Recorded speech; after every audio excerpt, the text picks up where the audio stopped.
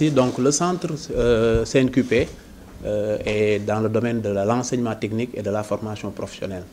Donc nous formons des jeunes issus de l'école scolaire, donc du CAP, BP, BT et BTS. Donc ce sont des niveaux de qualification du ministère qui sont des diplômes professionnels, donc dans plusieurs filières techniques, que ce soit l'électrotechnique, la maintenance industrielle, la mécanique automobile, génie civil, froid climatisation et soudure, c'est-à-dire la structure métallique. Donc voilà les filières que nous faisons au niveau du centre pour plusieurs niveaux. Donc niveau ouvrier qualifié, brevet de technicien et des techniciens supérieurs. Oui, effectivement, le centre lutte contre le chômage des jeunes parce que chaque année, nous accueillons au minimum environ 1500 jeunes. Donc pour leur former et leur donner une qualification professionnelle et les accompagner aussi à l'employabilité parce que nous avons aussi une cellule d'insertion qui est chargée d'accompagner les jeunes pour l'insertion aussi professionnelle. Oui, effectivement, nous avons des partenaires. On a plus de une centaine de partenaires d'abord qui sont des entreprises parce que d'abord la position géographique du centre est au cœur des entreprises. Donc nous sommes entourés que des entreprises. Donc et on a des partenariats avec plusieurs entreprises. D'ailleurs, nous faisons des formations en alternance.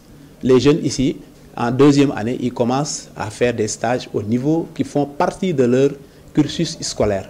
Donc en deuxième année, s'ils font ici 2 mois, ils vont en entreprise faire 1 mois de stage, revenir.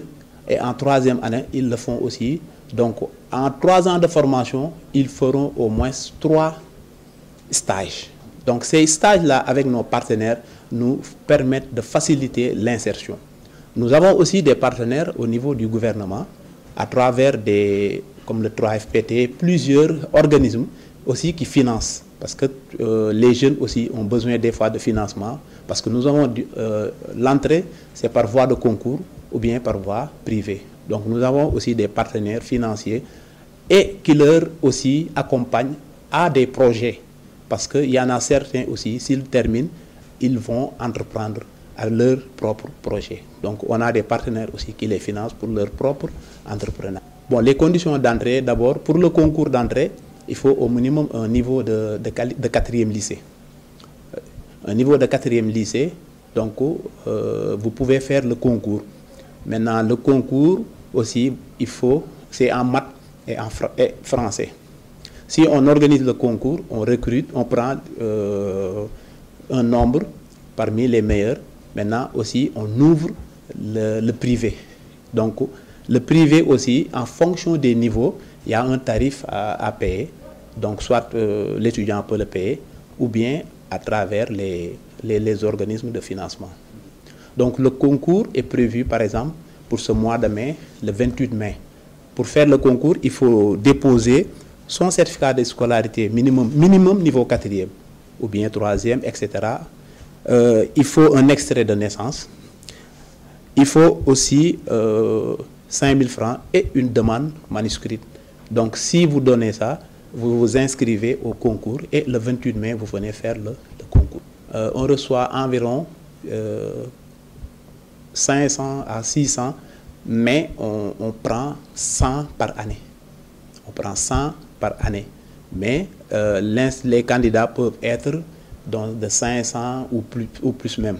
Donc, ce qui veut dire que l'école aussi travaille à augmenter sa capacité d'accueil, vraiment pour accueillir plus de jeunes, parce qu'on voit qu'à chaque année, la demande devient plus forte. Oui, effectivement, parce que ce sont des diplômes qui sont organisés même par le démembrement du ministère, qui est l'ADEC, Direction des examens, concours et certification. C'est eux qui organisent les examens d'État que nous présentons nos candidats. Oui, effectivement, parce qu'il y a PF2E, programme École entre PF2E, nous sommes en collaboration avec eux.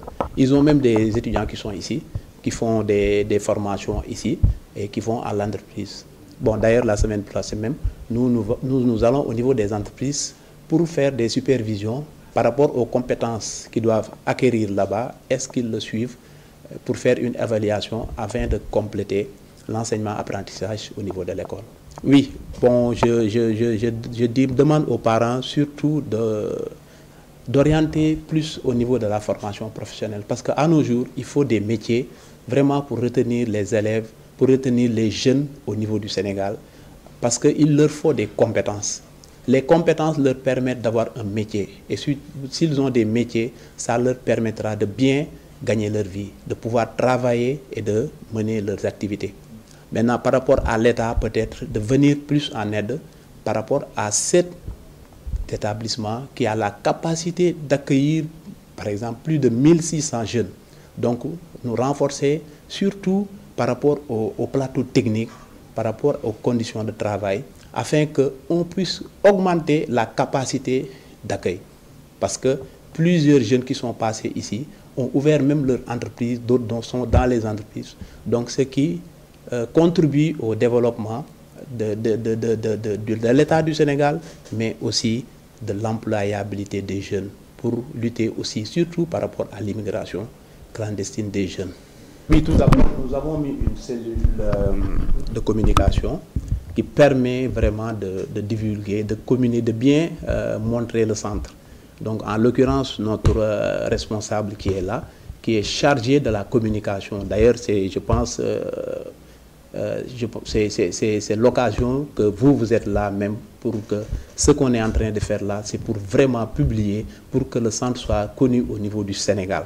Donc, partout au niveau du Sénégal, pour que aussi l'État du Sénégal puisse mettre plus de moyens ici pour que vraiment le centre soit beaucoup plus connu. Donc nous avons mis une cellule qui est dirigée par le chef de département, mais aussi il y a beaucoup de membres, des infographistes, et des communicateurs, des informaticiens, juste pour la communication, pour faire valoir le centre, pour la publicité et pour que vraiment la communication puisse passer. La formation, c'est une très bonne formation parce qu'on a l'occasion de faire des stages, ce qui nous permet de renforcer notre expérience et tout ça, quoi. On a beaucoup d'expérience grâce aux stages. Et aussi, il y a de bons formateurs, quoi, ici. Il y a de très bons formateurs. Et les opportunités sont nombreuses. Il y a beaucoup d'opportunités. Parce qu'à chaque fois, on entend parler de personnes qui sont passées par ici et qui finissent par faire du boulot, par exemple, à l'étranger. Parce qu'ici, les diplômes sont très reconnus. Sont reconnus par l'État et à l'étranger. Bien sûr, après la formation, l'élève a beaucoup d'expérience. Les diplômes et certifications, par exemple, les attestations qu'on nous attribue après les stages permettent à l'élève d'avoir une bonne CV, par exemple, quoi. Il y a une très bonne suivi. Il y a une très bonne suivi.